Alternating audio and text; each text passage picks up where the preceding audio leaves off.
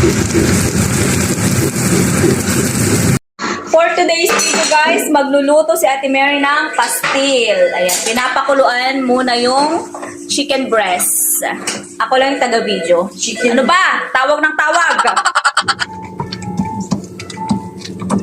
Una nga palang ginisa ni Ate Mary mga kabsat yung bawang. Hindi pa nga talaga ako nakakatikim ng chicken pastil mga kabsat. Kaya naman excited akong tikman tong chicken pastil. At pagkatapos ng bawang mga kabsat, sinunod naman yung sibuyas.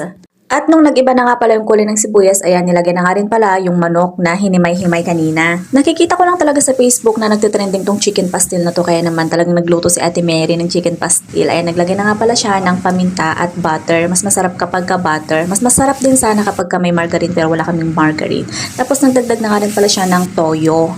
At pagkatapos nga palang lagyan ng toyo mga kabsat, ay naglagay na nga rin pala siya ng sili para maanghang. At menekos-mekos saglit at nilagyan niya ng asukal. Akala ko dati napakahirap magluto ng chicken pastil, napakadali lang naman pala mga kabsat. Ay tignan nyo naman, nagmamantika talaga kasi nga naman sa butter na ginamit. Tikman natin yung pastil. Walang asin yung ganyan. Yung tubig mailasa na yun. Mainit-init pa.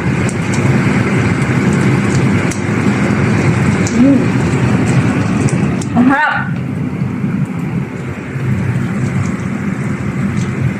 Harap. Matamis? Tama lang siya. Tama lang. Hanggang sa si Grace nandito. Ilang araw ko si Grace? 4. Lunes hanggang Lunes pa. Eat. Uy, asan yung tanduay nito? Ang sisir ko na Oo, tanduay. tingin mo, pulutan na yun. Anong pang sisir? Sisir ba? Sisir, hindi sisir. Bulon.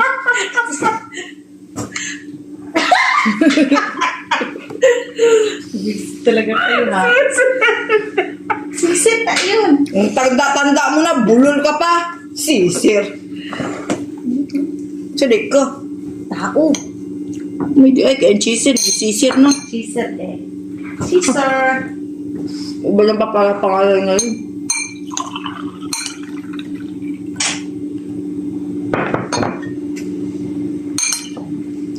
Hi